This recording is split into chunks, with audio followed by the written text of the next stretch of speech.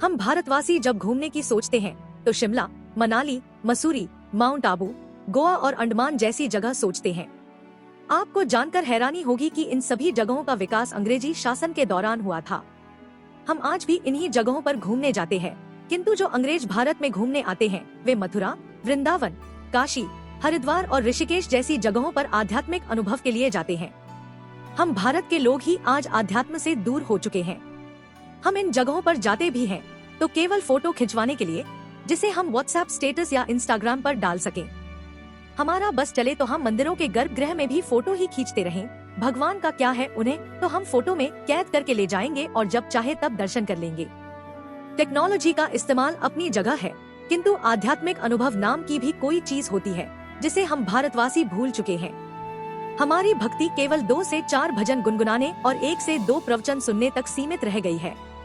अपने देश के संत महात्माओं पर और अपने वेदों पर स्वाभिमान प्रकट करना तो हमें आता है, किंतु 5 मिनट पद्मासन लगाकर ध्यान करने में हमें परेशानी होती है। ये मेरा अपना अनुभव है कि यदि आप किसी को ध्यान लगाने के लिए बोले तो उनके अपने ही तर्क होते हैं, जैसे कि अरे बस किसी का दिल न दुखाओ, यही ध्यान है। अपना काम ईमानदारी से करो, यही ध्यान है। अपने बड़ों की सेवा करो, यही ध्यान है। किसी गरीब को दान दो, यही ध्यान है।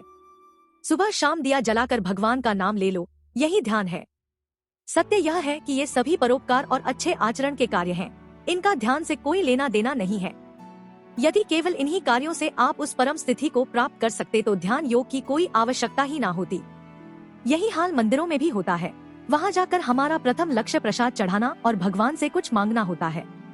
हो सकता है कि भगवान भी ये सोचते हो कि मैंने कैसे भिखमंगे पैदा किए हैं।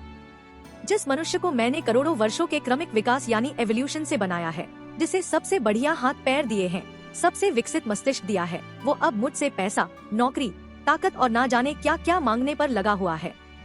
जिन मंदिरों के पास बैठकर हमें चंद मिनट ध्यान लगाना चाहिए, वहाँ जाकर हम केवल प्रसाद चढ़ाने के लिए धक्का मुक्की करने में लगे रहते हैं। हम ये भूल चुके हैं कि इन मंदिरों में कुछ ऐसा है जिससे हम उस परम शक्ति को अनुभव कर सकें, जिसे केवल शांत चित्त से ध्यान धर के ही अनुभव किया जा सकता है। आज मनुष्य इतना पूजा पाठी होने के बावजूद भी मानसिक बीमारियों से ग्रसित है, क्योंकि हम ध्यान धरने की कला का महत्व ही भूल चुके हैं। हम शिव को समाधि में लीन देखते हैं, राम को ध्यान लगाते हुए देखते हैं, ऋषि मुनियों को ध्यान करते हुए देखते हैं, किंतु स्वयं कभी इसका प्रयास भी नहीं करते। कुछ तो बात होगी इस ध्यान में जो स्वयं भगवान भी इसे करते हैं। यदि अब भी आप ध्यान न लगाने के लिए कोई तर्क ढूंढ रहे हैं तो ये समझ ले कि आप तर्क नहीं कुतर्क ढूंढ रहे हैं। यदि आप ध्यान लगाना चाहें तो शारीरिक अक्षमता भी ध्यान लगाने में बाधा नहीं बन सकती। आपका ध्यान लगाने के बारे में क्या विचार है, कमेंट करके अवश्य बताएं।